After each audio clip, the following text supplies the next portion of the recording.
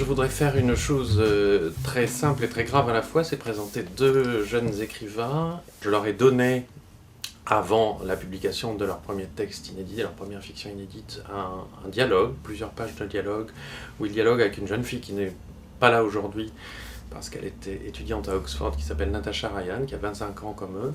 Et tous les trois, je leur ai dit, discutez de ce que vous voulez, à condition que ce soit de la littérature. Soyez mal élevés, soyez insolents, soyez irrespectueux, car le respect est une notion mortifère pour la littérature, et dites ce que vous voulez, de ce que vous attendez de cette déesse que nous vénérons tous. Et voilà, c'est ce qu'ils ont fait très brillamment, de façon très inattendue, avec des points de vue déjà très marqués sur ce qu'ils pensent de la littérature. Je trouve que leur entretien est très brillant, et leur première nouvelle aussi. Voici donc, entrant dans les littératures, Arthur Chevalier et Alexis Aki. L'entretien était très intéressant parce qu'on n'a pas les mêmes formations, pas les mêmes passions, si je puis dire, pas les mêmes moments de la littérature. C'est très intéressant, surtout que, comme tu le disais, effectivement, l'écrire, c'est essentiellement un travail solitaire. Et se retrouver autour d'un entretien et pouvoir parler pendant quand même longtemps, on a parlé pendant des heures de choses qui nous intéressent.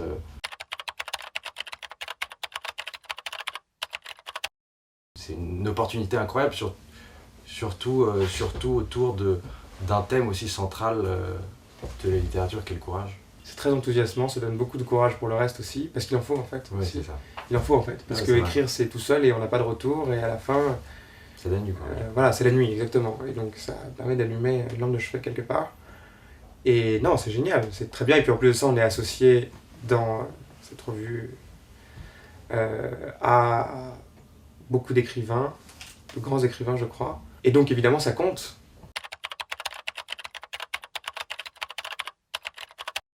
Le fantôme de Sartre, j'aimerais bien qu'il aime ma nouvelle. Parce que même s'il y a énormément de choses qu'on peut reprocher à Sartre dans sa figure publique, je pense que c'est quand même quelqu'un qui, quand il fait de la littérature, abandonne justement tout le ressort théorique qui peut entraver son personnage autrement. Moi, les écrivains, les fantômes et les écrivains que j'aimerais étonner avec ma nouvelle, il y aurait sans doute Pasolini, un peu pour les mêmes raisons que ça, pour sa grande intelligence et à la fois cette capacité à être un grand artiste et à mettre son intelligence formelle, si je puis dire, démonstrative, rhétorique de côté. Pasolini et Sartre, je trouve que ce sont des gens qui ont... On veut les étonner typiquement, ils ont des... En plus de ça, maintenant, Sartre est vraiment maltraité, donc je comprends ce que tu veux dire, et Pasolini a une mort tragique. Enfin, ce sont des écrivains, je trouve qu'on a envie d'aimer, qui avaient l'air au fond sympathiques, et qui sont à leur manière chacun assez beaux à voir en plus.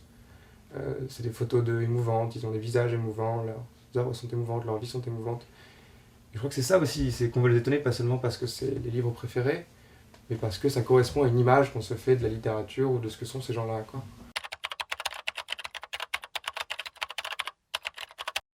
Assez étonnamment, il y aurait Virginia Woolf qui, pour le coup, apparaît pas du tout comme un écrivain courageux, contrairement à, je sais pas, un écrivain comme Hemingway qui théorise énormément le courage. Virginia Woolf, c'est quelqu'un qui théorise pas du tout le courage, et étonnamment, je dirais que ses romans sont extrêmement courageux. Cette manière qu'elle a justement d'essayer de préserver quelque chose dans ses romans, je pense à Mrs. Dalloway. C'est pas du tout une manière de résister activement contre quelque chose, mais c'est une manière de faire valoir ce qui, à elle, lui semble essentiel. Jean Cocteau enfermait Radiguet, il le raconte dans ses journaux, dans ses écrits intimes, il enfermait Radiguet dans des maisons de campagne pour le faire écrire, véritablement, parce que sinon Radiguet n'écrivait pas. Donc je pense que le courage en littérature, à un moment donné, c'est ça, c'est s'enfermer quelque part avec une table, une feuille ou un ordinateur, et se concentrer là-dessus. Et c'est pas si facile.